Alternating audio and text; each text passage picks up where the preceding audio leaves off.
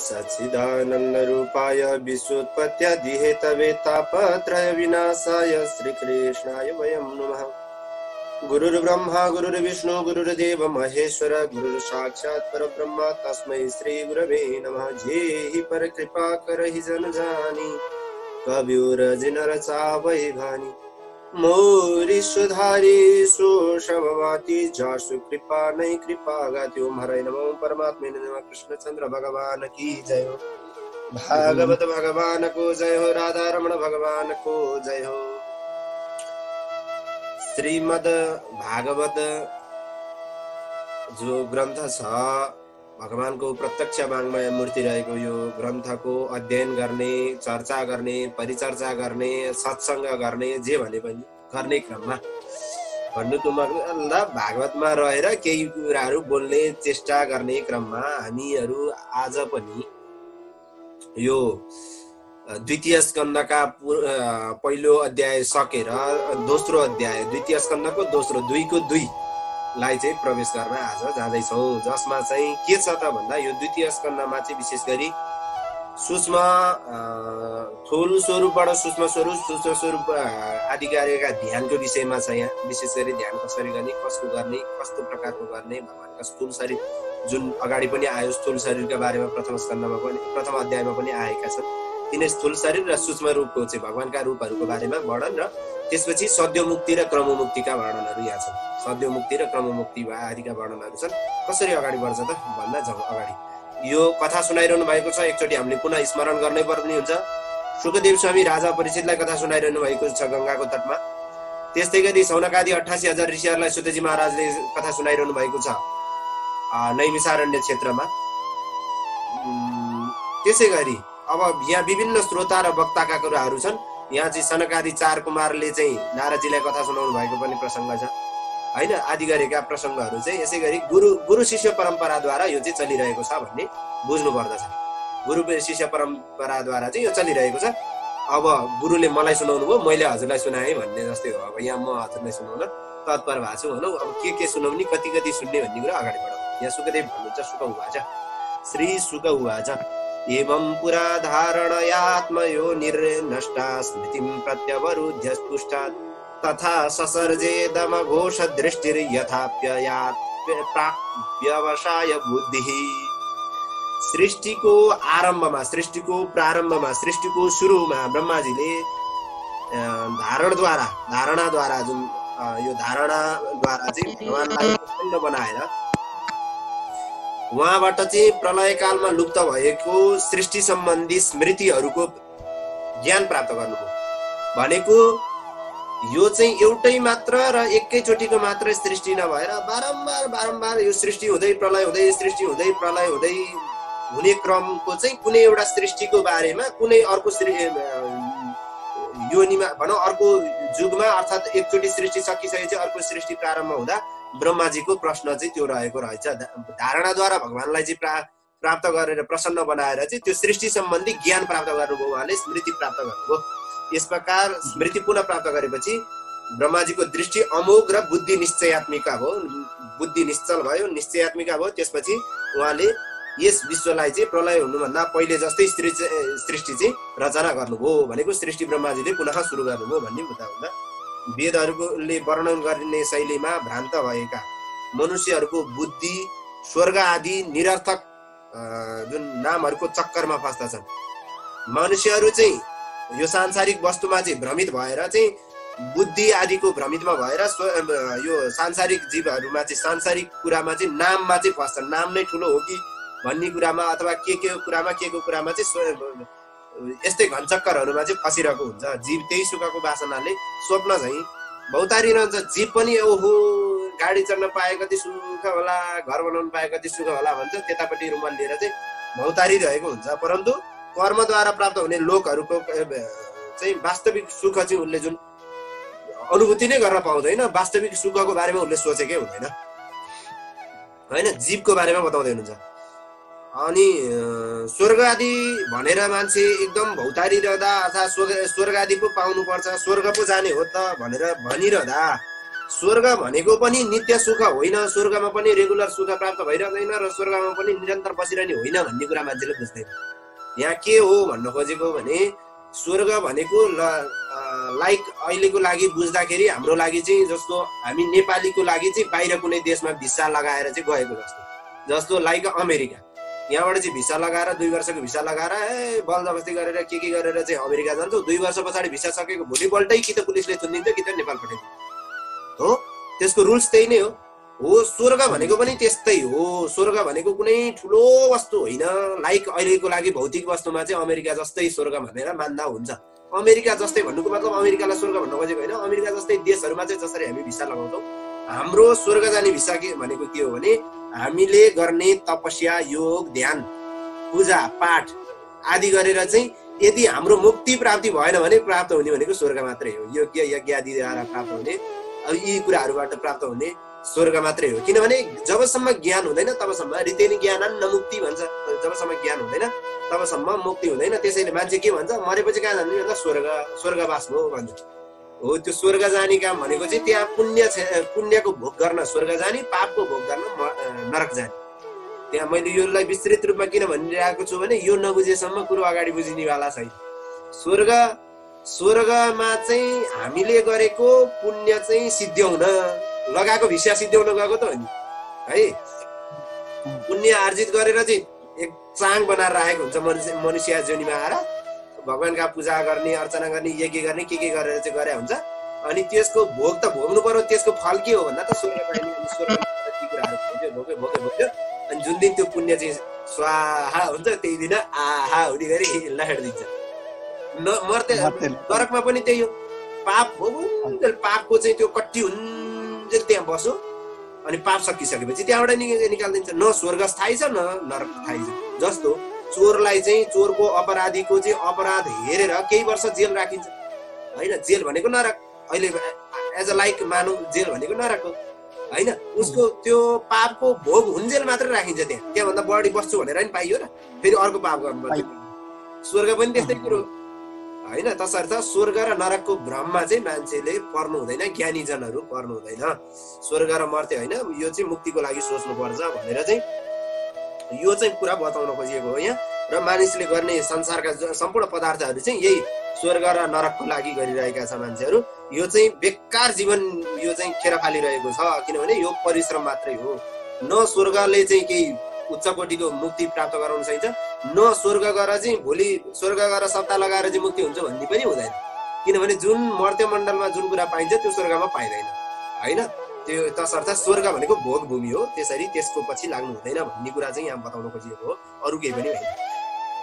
यसै गरी यहाँ मान्छेहरू चाहिँ के गर्छन्, सत्याम छितौ किम कशिपो प्रयासैर्वाहौ स्वसिद्धे यपवर्हणै किम युपवर्हणै किम। यहाँ के भनियो भने सांसारिक पदार्थहरूमा प्रारब्धवश बिना परिश्रम नै प्राप्त हुन्छन्। सांसारिक पदार्थहरू आफ्नो प्रारब्ध, आफ्नो पूर्वजन्म, यो अध्यायलाई मैले छोटकरीमा लाने भन्दा यो अध्यायलाई विस्तृत रूपमा लाने नै विचार गरेँ। सांसारिक पदार्थहरूको चाहिँ जति पनि भोग्य पदार्थहरू छ त्यो चाहिँ प्रारब्ध, पूर्वजन्म आदि गरेका सञ्चित क्रियामा यी 4वटा प्रकारका कर्महरू हुन्छन्। त्यसबाट अलरेडी प्राप्त हुन्छ त्यो। जस्तो एज अ लाइक राजाको वंशमा जन्मिने छोरा जुन छ त्यसले सुख पहिले भोग्दैन र संसारिक भोग। त्यो उसले किन राजाको छोरामा भोग्यो भने ऊ पहिल्यै त्यसको लागि नियुक्ति भइसकेको छ। उसले पहिला जन्म गरेको कर्मद्वारा चाहिँ त्यो उसलाई फल प्राप्ति भइसकेको छ। त्यही नै हो उसको भोग होइन। अब गरिबको घरमा जन्मिने मान्छे 2 छाक खान पनि मरिमेट्नु पर्ने अवस्था छ होइन। तर राजाको घरमा जन्मिने र त्यो गरिबको घरमा जन्मिने मान्छे पनि एउटै समयमा जन्मिएको पनि हुन सक्छ। जन्मिँदै मात्रै पनि एउटै समयमा जन्मिँदै चाहिँ राजा हुने भन्ने कुरो हुँदैन। किनभने एउटै समयमा जुन समयमा राष्ट्रपति जन्मियो अथवा जुन समय राजा जन्मियो, जुन समयमा प्रधानमन्त्री जन्मेका छन् त्यो समयमा त संसारभरि कति बच्चा जन्मेका होला। सबै राष्ट्रपति भएको छन् त, सबै राजा भएको छन् त? हुँदैन। त्यो किन हुँदैनन् भन्दा यसको चाहिँ मेन कारण भनेको एउटा चाहिँ प्रारब्ध, अर्को पूर्वजन्म, एउटा सञ्चित र क्रियामाड, यी गरिएका कर्महरूको आधारमा त्यो निश्चित हुन्छ। यहाँ त्यही भनिएको हो। सत्यम चितौ किम कसिको हो, यो जुन अगाडि बताइएका कुराहरूको चाहिँ यो प्रारब्ध बस ती कुराहरू चाहिँ अलरेडी प्राप्त हुन्छन्। अब मान्छे चाहिँ के गर्छ भने यिनै कुरा पाउनलाई चाहिँ फेरि यो जिन्दगी खेर फाल्छ। मुख्य बुझ्नुपर्ने कुरा यहाँ छ है। यो कुरा अलरेडी प्राप्त हुनेछन्, यो कुरा आफ्नो जुन कर्म भोगमा छ त्यो कुरा स्वतः रूपमा पाइनेछ, र पनि मान्छेहरू अझै यतैतिर चाहिँ भइरहेका छन्। यसैलाई चाहिँ अझै उत्कृष्ट बनाउन अब 2 तला घर चाहिँ प्रारब्धमा थियो भने 3 तला बनाउन दौडेला, अब के गर्ला होइन, यतैतिर चाहिँ दौडिरहेको छ मान्छे। भनेको अझै पनि भौतिक जीवनको भोग वासनामा नै मान्छेले चाहिँ जीवनयापन गरिरहेको छ। यो चाहिँ के छ, बेकारको छ। किनभने भुइँमा सुतेरै नै काम चल्छ भने सैयाको लागि प्रयास किन? एकदम 50 लाखको खाट 50 करोडको सैया बनाएर चाहिँ सुत्नुको के आनन्द, जबकि भूमिमै सुत्दा पनि यदि राम्रो निन्द्राको चाहिँ यदि आफूलाई इच्छा हो भने निद्रा त भूमिमा पनि प्राप्त हुन्छ, पत्करमा पनि प्राप्त हुन्छ। त्यो हामीले अनुभूति गरेका कुरा हुन् ती होइन।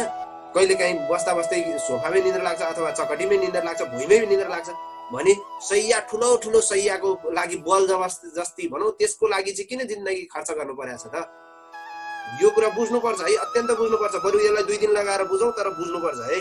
भनेको होइन, भगवानले चाहिँ हामीलाई कृपा गरेर भगवानका सेवा गर्न, गरिब दुखीहरूको सेवा गर्न हात बनाउनु भएको छ। हामी चाहिँ त्यो हातलाई चाहिँ सही सदुपयोग नगरेर, हातको चाहिँ सही उपयोग नगरेर हामी भोग भूमिमा लगिरहेका छौँ। त्यो हातलाई चाहिँ राम्रो के चलाउन, के गर्न, कस्तो गर्न, हातको चाहिँ गलत प्रयोग गरिरहेको छ आदि इत्यादि होइन। यहाँ चाहिँ अझ भनियो भने यहाँ सन्तहरूको लागि विशेष गरी राखेर चाहिँ यहाँ श्लोकहरू भनिएको छ। सन्तहरूको लागि त अझ हातको भुइँको सैया हुन्छ भने, भुइँमा नै आनन्द निद्रा लाग्छ भने सैया किन? हात नै तकिया छ भने के अरे तकियाको काम गर्छ भने तकियाको आवश्यकता किन? अन्जुलीद्वारा भाँडाको काम चल्छ भनेदेखि अन्य भाँडाको सङ्ग्रह किन? होइन, रुखको बोक्रा लगाएर चाहिँ जिन्दगी यापन हुन्छ भने अरू कपडाको लगाउनु किन? अनि होइन आदि इत्यादि किसिमका चाहिँ यहाँ वर्णनहरू आएको। चिराणी किम पथि न सन्ति दिसन्ति भिक्षाम नैवाङ्घ्रिपाः परवृतः सरितोप्यशुष्यन् रुद्धा गुहा किमजितो बतिनोपसन्धान अस्मात् वदन्ति कवयो धन दुर्मदान दान। यसमा के भनिएको छ भन्दा शरीरमा लगाउनको लागि के पात पतिङ्गर वस्त्र आदिको खाँचो हुन्छ? पात पतिङ्गरहरू छैनन् होइन। मिल्काइएका ती पात पतिङ्गरहरूलाई चाहिँ मिलाएर शरीरमा लगाउन सकिँदैन र? सकिन्छ। भोगको लागि, खानाको लागि हामीलाई कन्दमूल के वन वृक्षहरूले चाहिँ फलफुल आदि चाहिँ भिक्षा दिएका छैनन् र? चिराणी किम पथि नसन्ति दिसन्ति भिक्षाम, के भिक्षा दिएको छैन? तिर्खा लागेको बेलामा समयमा चाहिँ पानी चाहियो भने नदीहरू के सुकिसकेर, मूलहरू सबै सुकिसके, के पानी पिउनको लागि नि कसैको गुलामी गर्नुपर्छ र? पर्दैन। वासनाका बस्नका लागि पहाडका गुफाहरू के काफी छैनन् र? गुफाहरूमा बसेर पनि जिन्दगी चल्छ। भगवानले आफ्ना शरणमा आएकाहरूको रक्षा गर्नुहुन्छ भने के सबैको रक्षा चाहिँ भगवानले गर्नुहुन्छ भने बुद्धिमान मनुष्यहरू धनको लालसाले किन तिनै धनीकोहरूको चाकडी गर्न तिनीहरूकै पछि किन लागिरहन्छन्? तिनीहरूकै चाप्लुसी किन गरिरहन्छन्? विद्वान भएर पनि किन हजुर भनेर चाप्लुसी गर्छन् होइन? धनीहरूको चाहिँ चाप्लुसी गरेर जानुपर्ने कारण के छ त? त्यही भएर स्वाभिमानले जिउन चाहिँ हामीलाई सिकाएको छ भागवतले। यही अर्थ हो यसको। स्वाभिमानले जिउनु पर्छ, अरूको अगाडि चाप्लुसी घस्नु पर्दैन, चिप्लो घसेर चाहिँ झुक्न जानु पर्दैन भनेर चाहिँ सिकाउन खोजिरहेको हो हामीलाई खानेकुरा। फल वृक्ष के त्यो धनीलाई मात्र दिने हो र? होइन, वृक्षलाई त सबैलाई फल दिन्छ होइन। पानी, मूलको पानी, समुद्रको पानी त सबैले पिउन सकिन्छ, नदीको पानी होइन, धनीको लागि भन्ने होइन। तसर्थ पनि तैपनि अझै पनि विद्वानहरू चाहिँ भएका उहरू चाहिँ धनीको मनुष्यहरू चाहिँ खासमा किन ती धनीहरूको चाहिँ चाकडी गर्छन् होला भनेर चाहिँ शास्त्रले चाहिँ हामीलाई स्मरण गराइरहेको छ। चाकडी गर्नु पर्दैन है, मान्छे त्यस्तो केही गर्नु पर्दैन। नित्य भगवानलाई चाहिँ हृदयमा विराजमान गराएर चाहिँ आत्मस्वरूप भगवानलाई चाहिँ ध्यान गर्नुपर्दछ। केवल देशकाल वस्तु आदिको चाहिँ केही पनि अनुभूति नगरिकन जस्तो जहाँ जसरी भए पनि भगवानको ध्यान गर्नुपर्दछ र त्यसैले नै यो मृत्यु रूपी जन्म मृत्यु रूपी बन्धनबाट चाहिँ नाश भएर जन्म मृत्युको बन्धन नाश भएर चाहिँ भगवानको परम पद प्राप्त गराइन्छ भनेर चाहिँ यहाँ बताउन खोजिएको छ होइन। पशुहरू र मनुष्यको चाहिँ दिनचर्या पनि फरक छ। कस्तो त्यहाँ यहाँ आउँदैछ है, पशुहरूको मनुष्यको फरक दिनचर्या फरक छ। संसारका प्राणीहरूलाई प्रत्येकलाई फरक फरक तरिकाले शैली छ जीवनयापन गर्ने, होइन? संसार रूपी वैतरणी नदीमा आफ्नो कर्मको फलस्वरूप दुःख भोगिरहेको देख्दा देख्दै पनि भगवानको मङ्गलमय चिन्तन गर्न छोडेर मानिसहरू चाहिँ विषयको चिन्तन गर्न लागिरहेका छन्। त्यस्तो चिन्तन गर्नेलाई के भन्ने होला, अब तिनीहरू चाहिँ मूर्खै होलान् भनेर चाहिँ आदि इत्यादि यहाँ कुराहरू बताइरहेको छ। साधकले स्थिर अन्तःकरणमा आफ्नो शरीरभित्रै हृदय आकाशभित्र भगवानलाई चाहिँ विराजमान गराउनु पर्दछ, जसको हातमा चाहिँ चतुर्भुज 4 हात छन्, शङ्ख चक्र गदा पद्म धारण गर्नुभएका भगवानको ध्यान गर्दछन्। कसले भन्दा साधकहरूले, जसको मनमा चाहिँ अन्तस्करणमा चाहिँ भगवान चाहिँ अत्यन्त स्थिर भएर बस्नुभएका छ। भगवानको मुखमा प्रसन्नता झल्किरहेको देख्दछन्, नेत्र कमल झैँ देख्दछन्, कोमल नेत्र देख्दछन्, कदमको फुलको केसरा जस्तो पहेँलो चम्किलो वस्त्र धारण गर्नुभएको अनुभूति गर्छन्। भुजाहरूमा बहुमूल्य रत्न जडित सुन आदि गरेका, भनौँ सुन सुवर्ण आदि गरेका रत्न जडित देख्छन्। कसलाई भन्दा जसले हृदय कमलमा भगवानलाई अनुभूति गरिरहेछन् उनीहरूले त्यस्तो देख्छन्, उनीहरूको लागि, होइन? योगेश्वर भगवान चाहिँ हृदय कमलमा विराजमान हुनुहुन्छ। उनीहरूको चाहिँ श्रीवत्स चिन्ह देख्छन्, घाँटीमा कौस्तुभमणि छ भगवानको, होइन? वक्षस्थल कहिले पनि नओलाइरहने वनमाला शोभित छ, कहिले पनि नओइलाउने वनमाला चाहिँ भगवानले धारण गर्नुभएको छ। कम्मरमा मेखला, हातमा अनेक थरीका बहुमूल्य औँठी, अब त्यो के भनौँ, हातमा लगाउने त्यो बाला आदि इत्यादि धारण गर्नुभएको छ। पाउजु आदि लाउनु भएको छ, आभूषण आदि धारण गर्नुभएको छ। चिल्ला सफा एकदम सुकोमल केसहरू छन्, होइन? मन्द मुस्कानले युक्त भएको शोभालाई चाहिँ भगवानको चाहिँ त्यस्तो रहेको छ। लीलापूर्ण उन्मुक्त एकदम हाँस्य शोभायमान आँखी भाउँछन्, होइन? वर्षाकालको जस्तो दिव्य स्वरूप चाहिँ वर्षाकालमा चाहिँ उज्यालो हुने प्रकृति जस्तो दिव्य स्वरूप छ। वर्षाकालमा भन्नुको मतलब फेरि पानी परेको बेला होइन, पानी परेर चाहिँ निख्रिसकेपछि वर्षामा चाहिँ सहर बजार अथवा प्रकृतिलाई हेर्नुपर्छ। त्यो पानी परेर भर्खर त्यो धुलो मैलो पखालिसकेपछि कति उज्यालो देखिन्छ, त्यस्तै भन्नु खोजेको यहाँ, त्यसरी उपमा गर्न खोजेको है, त्यसरी बुझ्नुपर्छ। यसरी चाहिँ यस्ता भगवानको चिन्तन गर्नुपर्दछ। भगवानको यसरी चिन्तन गरेपछि चरणकमलदेखि एकदम मनलाई चाहिँ एकदमै भगवानमा स्थिर गराउनु पर्दछ। चित्तवृत्तिद्वारा एकाग्र भएर चिन्तन गर्नुपर्दछ। यस क्रममा जति जति बुद्धि शुद्ध हुँदै जान्छ त्यति मनमा चाहिँ भगवानको चाहिँ स्थिर रूपको चाहिँ ध्यान हुँदै जान्छ। बुद्धि र मनलाई चाहिँ शुद्धस्करण हुँदै जानु पर्यो। जबसम्म सगुण र निर्गुण भएका भगवानका जगतका स्वामी द्रष्टा सर्वात्मा भगवान अन्तर्यामी भगवानमा चाहिँ भक्ति योग लाग्दैन, जबसम्म भक्ति हुँदैन तबसम्म साधकले चाहिँ नित्य नैमित्तिक कर्म गरिरहनु पर्छ, एकाग्रतापूर्वक गरिरहनु पर्छ र भगवानको पहिला अघि नै बताइएको स्थूल रूपको चाहिँ विश्वात्मा परमात्माको चाहिँ ध्यान गर्नुपर्छ। यो चाहिँ स्थूल रूप हो, सूक्ष्म रूप होइन है, ध्यान दिइरहनुहोस्। नित्य कर्म पनि छोड्न मिल्दैन, नित्य कर्म पनि गरिरहनु पर्छ र स्थूल रूपको ध्यान पनि गरिरहनु पर्छ। जबसम्म भगवान निर्गुण र सगुणको दुईटै भगवानको चाहिँ द्रष्टा स्वरूप सर्वात्मा अन्तर्यामी भगवानलाई बुझिँदैन, भेटिँदैन, तबसम्म गरिरहनु पर्छ, होइन? राजा परीक्षितलाई सुनाउँदै हुनुहुन्छ, जब योगी पुरुषहरू जो मनुष्य चोला चाहिँ यो मनुष्य लोकलाई चाहिँ छोड्न चाहन्छन्, तब ती मनुष्यहरूले चाहिँ देशकाल मनलाई चाहिँ आसक्त नगरिकन सुखपूर्वक एकदम आसनमा बसेर प्राणायामद्वारा चाहिँ प्राणलाई जितेर मनमा इन्द्रियहरूको संयम गर्नुपर्छ। मनलाई इन्द्रियलाई जित्नु पर्दछ। मन बुद्धि इन्द्रिय जितिसकेपछि बुद्धिलाई चाहिँ निश्चल निर्मल बनाउनु पर्दछ। त्यसलाई नियन्त्रण गरेर बुद्धिको अनुमतिमा चल्ने इन्द्रियहरूलाई पनि वशमा पार्नु पर्दछ। त्यस पछाडि अन्तरात्मा परमात्मा प्रभु भगवानलाई चाहिँ एकदम सगुण हुँदै निर्गुणतिर चाहिँ ध्यान गर्न थाल्नु पर्दछ। परम शान्तिमय भगवानको चाहिँ ध्यान गर्नु पर्दछ। कर्मबाट निवृत्ति हुनु पर्दछ। कुनै पनि कर्म मैले गर्नै पर्छ भन्ने पनि छैन, नगर्नुपर्छ भन्ने पनि छैन, त्यस्तो तरिकाले अगाडि बढ्नुपर्छ। जब सत्वगुण पनि हुँदैन भने रजोगुण तमोगुण त हुने प्रसङ्ग भएन भनेको पहिला रजोगुण छोड्दै जानु पर्यो, त्यसपछि सत्वगुण पहिला तमोगुण छोड्दै जानु पर्यो, त्यसपछि रजोगुण छोड्दै जानु पर्यो, त्यसपछि सत्वगुण छाड्दै जानु पर्यो।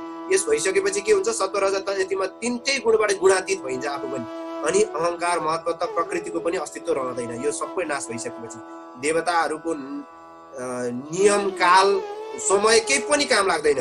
यति माथि पुगिसकेपछि सत्व रज तम यी तीन गुणबाट गुणातीत भइसकेपछि अहंकार महत्त्व प्रकृति आदिको 24 प्रकृति, अब 25 प्रकृति, 28 प्रकृति आदि गरेका सबै कुरा छुटिसकेपछि न देवता भन्ने केही रहन्छ, न उनीहरूको काल रहन्छ, न आयु रहन्छ, केही पनि रहँदैन। सबैबाट विजय प्राप्त हुन्छ। कसले?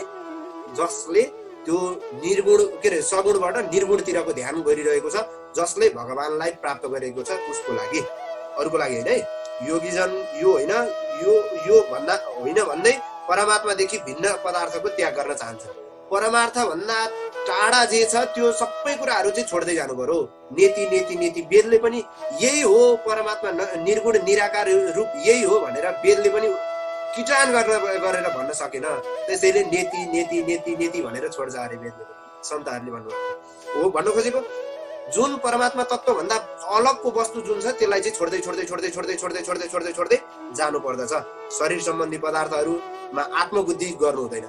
विशेष कुरा यहाँ के बताइयो भने जब शरीर आदि पदार्थ भौतिक वस्तुमा चाहिँ आत्मबुद्धि म मेरो भन्ने भावना हुन्छ भने त्यो मान्छेले जिन्दगीभर कल्याण पनि गर्न सक्दैन। आफ्नो जिन्दगी यो मनुष्यमा जन्मिएमा आएर कुनै पनि उसको उपलब्धि हुन सक्दैन।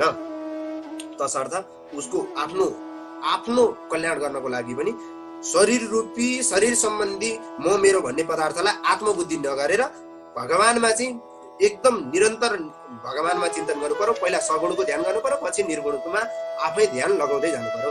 ज्ञान दृष्टि र बलले चाहिँ जन्म जन्मान्तरमा वासना नष्ट भएका योगीहरूले पनि आफ्ना कुर्कुच्चाद्वारा मूलाधारलाई दबाएर निर्भय हुँदै प्राणवायुलाई स्वादिष्ठान आदि गरेका 6वटा चक्रहरूमा चाहिँ बनाउँदै संसारबाट त्याग गर्दछन्। भनेको यहाँ 6 चक्र भेदनको कुरा आएको छ।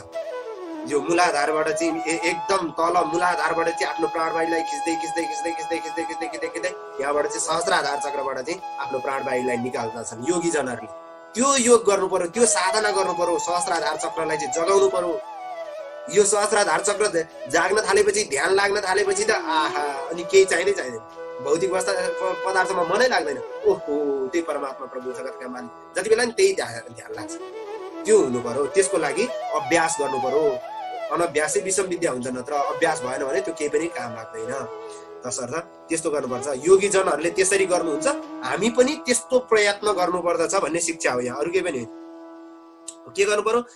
नाभि चक्रमा रहेको प्राणवायुलाई हृदयस्थ अनाहत चक्र, त्यहाँबाट चाहिँ उदान वायु, त्यसपछि वक्षस्थल, वक्षस्थल भन्दा माथि विशुद्ध चक्र, विशुद्ध चक्रमाथि बिस्तार वायुलाई चाहिँ बिस्तारै बिस्तारै बिस्तारै बिस्तारै तालुमा पुर्याएर विशुद्ध चक्रको अग्रभागबाट चाहिँ चढाउनु पर्दछ, त्यहाँ चाहिँ राख्नु पर्दछ। भनेको सहस्राधार चक्र, यो चाहिँ अरू सजिलो भाषामा भन्नुपर्दा सहस्राधार चक्रमा लगाएर चाहिँ अट्याउने कुरा हो। त्यसपछि 2वटा आँखा, 2वटा कान, 2वटा नाक, पाल, यी मुखहरू 7 छिद्रहरूलाई रोकेर विशुद्ध चक्रको प्राणवायुलाई आँखी भाउको बिचमा चाहिँ आँखी भाउको बिचमा आज्ञा चक्र जुन यहाँ छ, आज्ञा चक्र हो, यहाँ ल्याएर चाहिँ प्राणवायु राख्न सक्नु पर्यो। प्राणवायुले चलाउन सक्नु पर्यो कि अहिले त प्राणवायु नै हल्लिँदैन हाम्रो, के को चल्ने? प्राणवायु त्यति बेला हल्लिन्छ, ठुल्ठुलो स्पिकर बजेर चाहिँ ढुकढुक ढुकढुक पार्यो भने प्राणवायु हल्ल्या जस्तो हुन्छ, नत्र हल्लिँदैन। तर हल्ल्याउनु पर्ने चाहिँ सार्नु पर्ने चाहिँ के हो? ध्यान, योग, तपस्या गरेर, योग गरेर, ध्यान गरेर, विशेष गरी ध्यान र योगले नै यो कुरा सर्ने हो, अरू सर्दैन। ध्यानले चाहिँ तल मूलाधारदेखि सार्दै सार्दै सार्दै सार्दै ल्याउनु पर्यो, यहाँ आज्ञा चक्रमा ल्याउनु पर्यो। यसरी ल्याउँदाखेरि चाहिँ आफ्नो प्राण चाहिँ सर्छ। जसरी भगवानले चाहिँ आफ्नो प्राणलाई चाहिँ बुढी अम्लामा लएर राखिदिनु भएको थियो भनेर चाहिँ जुन कथा पछाडि पनि आउँछ, अथवा मर्ने व्यक्तिले कतिपयको चाहिँ यो तालु फुटेर मर्नुहुन्छ भन्नुको मतलब आफ्नो प्राणलाई चाहिँ तालुबाट निकाल्ने व्यक्तिहरूको तालु फुटेर मर्नुहुन्छ हो रे है। अब मर्नुको भन्नुको मतलब शरीर मर्ने है, फेरि आत्माको कुरा गरेको मर्नेको अनेक अर्थ नलगाइयोस् होइन। भनेको उहाँहरूले त्यो गति प्राप्त गर्नको लागि आफ्नो प्राणलाई चाहिँ त्यसरी चलाउन सक्नुहुन्छ, चालायमान गर्न सक्नुहुन्छ। जो योगी हुनुहुन्छ, जो सन्त हुनुहुन्छ, जसले चाहिँ योग ध्यान आदि गर्नु भएको छ, उहाँहरूले त्यसरी चाहिँ लगेर चाहिँ आफ्नो लक्ष्यका साथ सहस्राधार चक्रमा लगेर परमात्मालाई स्थित गराउनु हुनुपर्दछ। परमात्माका साथ यहाँ सहस्राधार चक्र जुन यहाँ माथि तालुमा हुन्छ, यो भनौँ तालु भागमा, यो भागमा अग्रभागमा हो, यहाँ लगेर चाहिँ त्यो प्राणलाई पनि त्यहीँ स्थापित गर्नु पर्यो, ईश्वरलाई पनि त्यहीँ ध्यान गर्नु पर्यो। अनि जब आफ्नो जहाँ बसेको प्राणलाई त्यहाँबाट चलाइसकेपछि आयुले केही पनि छुन सक्दैन, किनभने आयु छुन्ने त्यही हुन्छ मात्रै। जब ध्यानले चाहिँ ध्यानभन्दा माथि हुनुहुन्छ अनि आफू ध्यानभन्दा माथि गइसके त्यो प्राणभन्दा माथि गइसके पछाडि तपाईँलाई आयुले छुँदैन।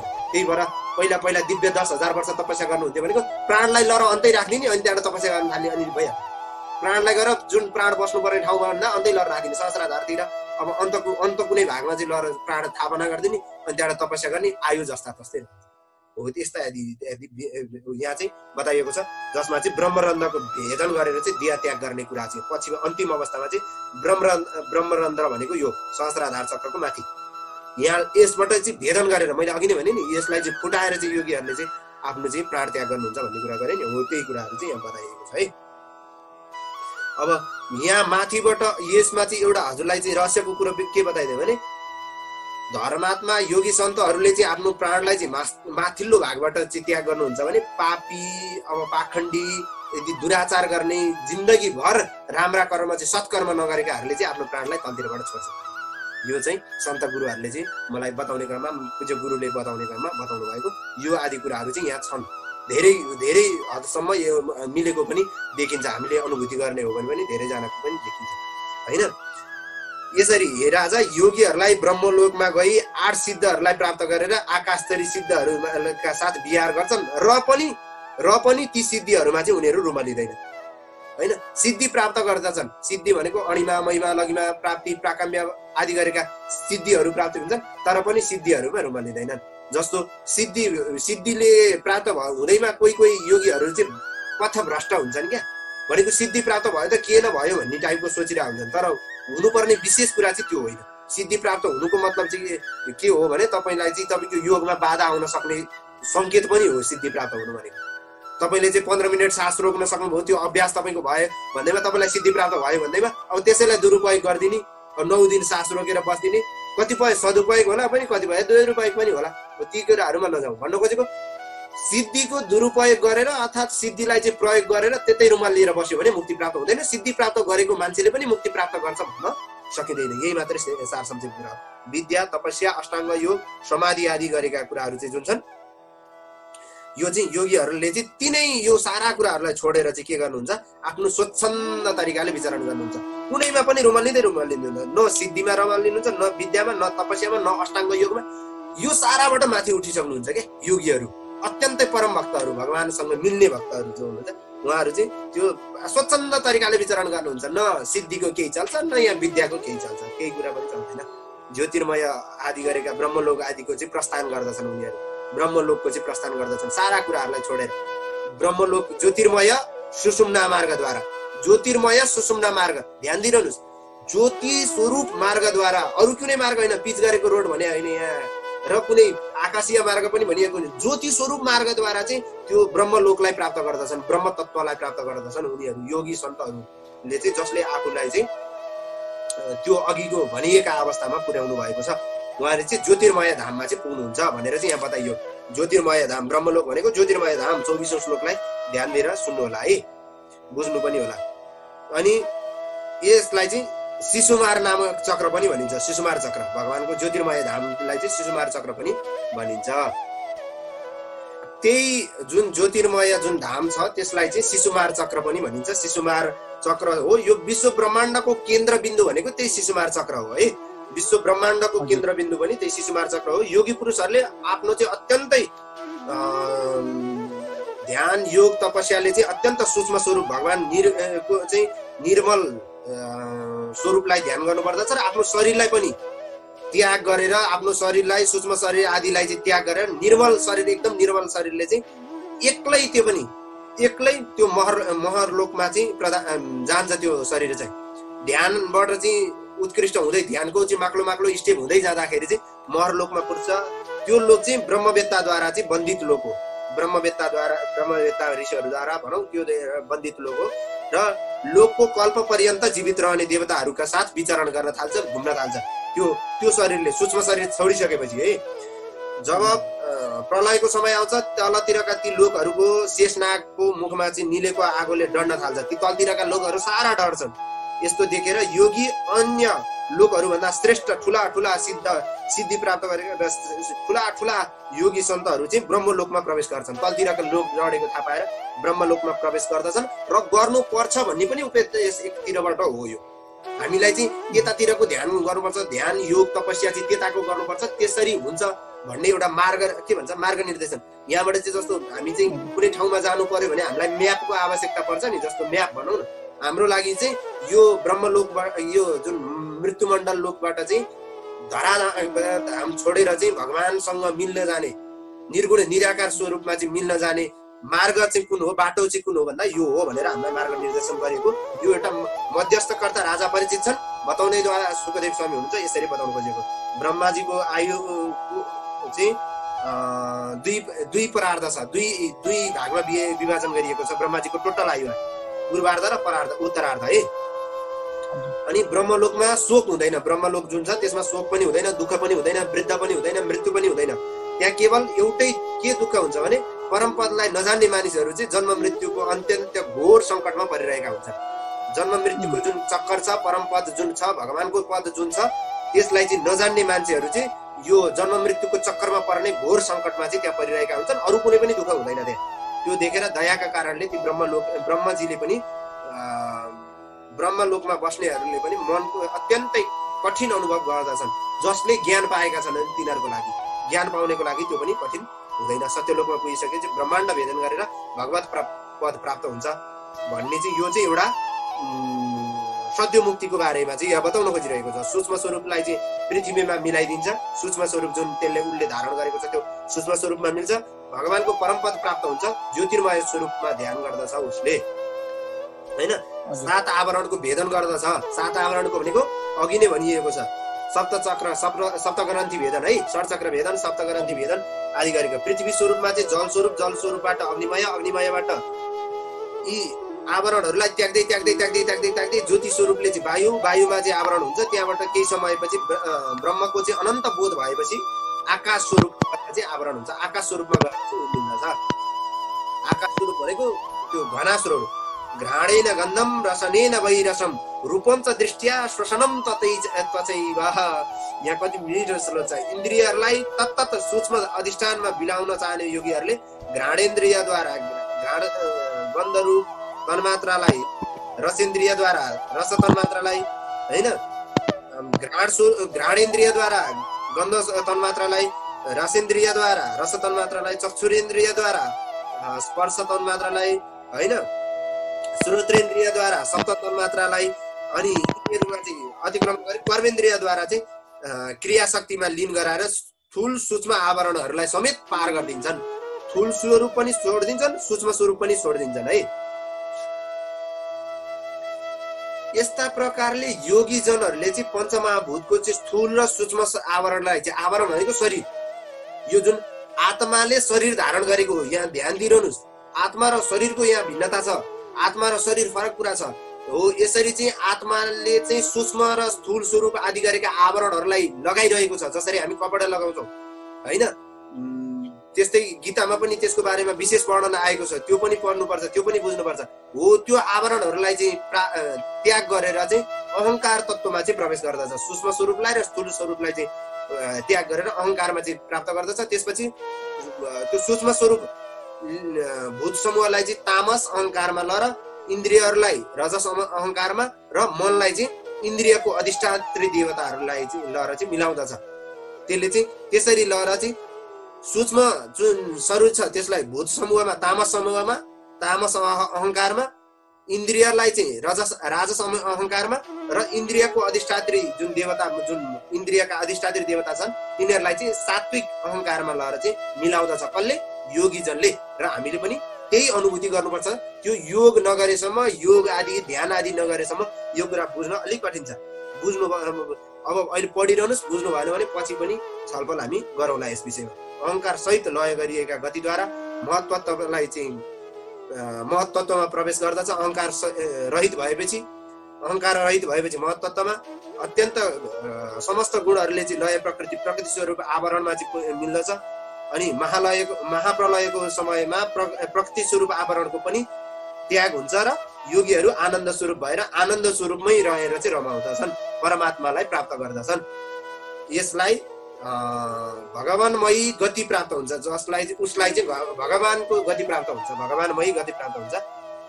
ऊ चाहिँ अब यति पार गरिसकेपछि त्यो जो आनन्द स्वरूपमा गएर चाहिँ मिल्दछ, उसले चाहिँ यो संसारमा पुनर्न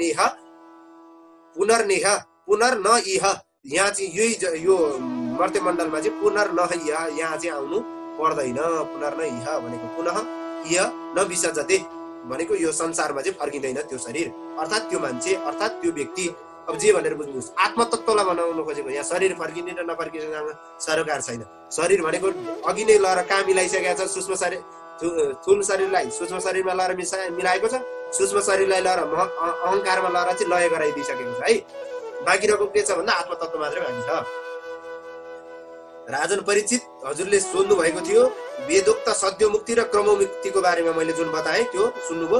ब्रह्माजीले भगवान वसुदेवद्वारा चाहिँ वासुदेवद्वारा प्राप्त गर्नुभएको जुन आराधना गरेर प्राप्त गर्नुभएका यी दुई विषय थिए त्यो मैले तपाईँलाई बताएँ। संसार चक्रमा परेका मनुष्यहरूको लागि भक्ति योग भगवान श्रीकृष्ण प्राप्त गर्नेको लागि अत्यन्तै सरल मार्ग र सजिलो बाटो पनि हो। भक्ति योग नै सबैभन्दा कल्याणकारी मार्ग छ। भक्ति योग बाहेक अर्को कल्याणकारी बाटो पनि छैन। भगवानको भक्ति गरेर एकाग्र चित्रले ब्रह्मको ध्यान गर्ने भक्ति गर्ने गर्नुभयो भने कर्मको वासनालाई त्याग गर्नुभयो भने र म र मेरो अपनत्व भाव शरीरमा चाहिँ म मेरो भन्ने भाव भएन भनेदेखि तपाईँको सर्वश्रेष्ठ गति प्राप्त हुन्छ। त्यसमा कुनै पनि दुई मात्रै छैन, निश्चय हुँदा हुन्छ। आत्मस्वरूपले भगवान कृष्णलाई नै सम्पूर्ण प्राणीहरूभित्र लक्षित गर्नुहुन्छ, किनभने बुद्धि र दृश्य पदार्थ भगवानको अनुमान गराउने लक्षण मात्रै हुन्। बुद्धि र दृश्य पदार्थ जति पनि छन् त्यो भगवान हुनुहुन्छ कि भन्ने अनुभूति गराउने अर्थात् भगवान चिनाउनको लागि एउटा मार्ग मात्रै त्यो हो। स्वयम्भू जानु छ भने अगाडिका तलका कुड्किला पार गरे जस्तै यो पनि एउटा कुड्किलाहरू हुन्। सद्योमुक्तिको पहिला स्वरूप ध्यान गर्ने, स्थूल स्वरूप ध्यान गर्ने, त्यसपछि सूक्ष्म स्वरूप ध्यान गर्ने, त्यसपछि ज्योतिष स्वरूप ध्यान गर्ने, यसरी ध्यान आदि गर्ने योग आदि गर्ने चाहिँ कुराहरू चाहिँ यहाँ बताइएको छ हैन। त्यो कुराहरू चाहिँ गर्नुपर्दछ भनेर राजा परीक्षितलाई सुखदेव स्वामी बताउँदै हुनुहुन्छ। त्यसैले मोक्ष चाहने मनुष्यहरूको लागि भगवान सर्वात्मा अन्तर्यामी भगवान हरि नै सम्पूर्ण शक्तिद्वारा जहिले पनि जस्तोसुकै अवस्थामा पनि श्रवणीय कीर्तनीय र स्मरणीय हुनुहुन्छ। श्रोतव्य कीर्तितव्यश्च स्मार्तव्यो भगवान नृणाम। केवल कुनै पनि समयमा भगवानलाई स्मरण नगर्ने, कीर्तन नगर्ने, श्रवण नगर्ने भन्ने कुनै पनि ठाउँ र अवस्थै छैन। त्यो जो मोक्ष चाहने व्यक्तिहरूले यो निरन्तर गरिरहनु पर्छ भन्ने उपदेश यहाँबाट दिन खोजिएको।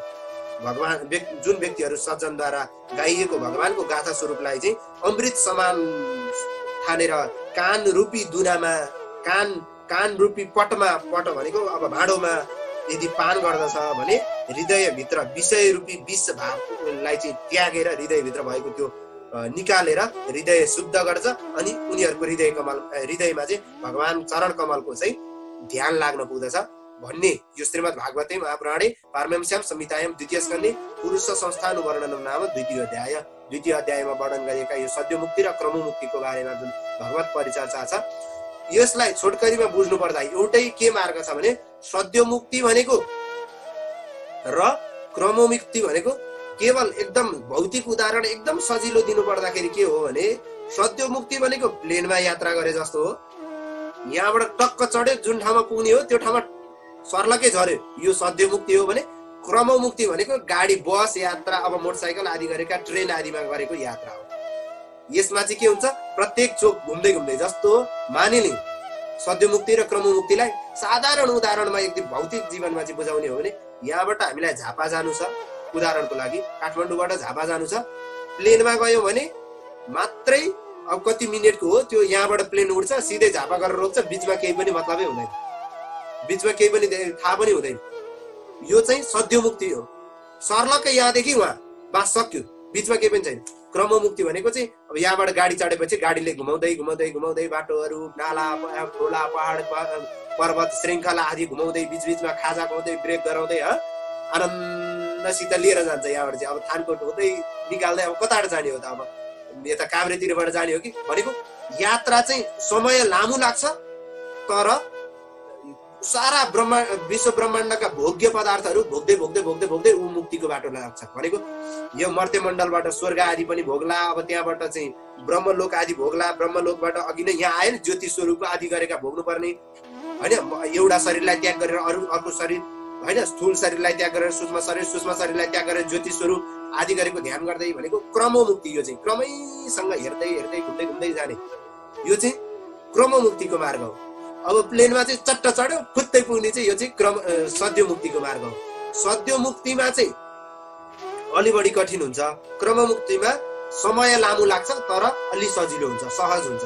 किनभने सद्योमुक्तिमा जाने भनेको चाहिँ एकदम अब अर्को उदाहरण दिनु पर्दा भने सद्योमुक्ति भनेको छोटो बाटो हो के, छोटो बाटो। अनि क्रममुक्ति भनेको राजमार्ग, ठुलो बाटो हुन्छ नि राजमार्ग। यसमा चाहिँ के बुझाउन खोजेको भने सद्योमुक्तिमा चाहिँ अब जंगलको बाटो, छोटो बाटोमा त सबै मार्ग निर्देशन गरेको हुन्छ र यहाँ पुग्नको लागि यता जानुहोस्, त्यो केही पनि हुँदैन।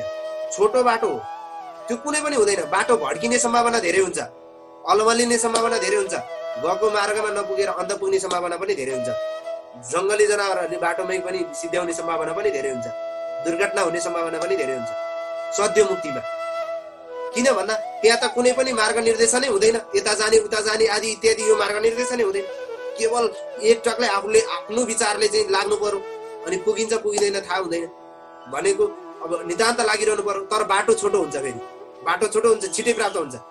सद्योमुक्ति भनेको त्यस्तो के अरे, त्यो सद्योमुक्ति त्यस्तो हो। क्रममुक्ति भनेको कस्तो हुन्छ, क्रममुक्ति भनेको चाहिँ राजमार्ग हो। यहाँ चाहिँ अगाडि कुन चोक आउँदैछ भनेर पनि लेखिदिएको हुन्छ, अगाडि कुन चोक आयो भनेर पनि लेखिदिएको हुन्छ, त्यस पछाडि कुन कतापट्टि जाने भनेर त्यो हुन्छ नि साइन बोर्डहरू पनि लेखिदिएको हुन्छ होइन। यो रोड चाहिँ कुन ठाउँमा पर्छ भनेर पनि लेखिदिएको हुन्छ। यहाँ चाहिँ प्रशस्त मार्ग निर्देशनहरू हुन्छ। बुझ्नुभयो यो कुरा, यो उदाहरण बुझ्नुभयो हो? यो उदाहरण बुझ्नुभयो भने सद्योमुक्ति र क्रममुक्तिलाई भौतिक जीवनमा यसरी बुझ्न सकिन्छ भन्दै यो भगवत चर्चामा गरिएका सम्पूर्ण तिक्तवाणीहरू गुरुका चरण कमलमा र भगवान कृष्णका चरण कमलमा विश्राम गर्दै हरि ओम तत्सत, श्री कृष्णार्पणमस्तु।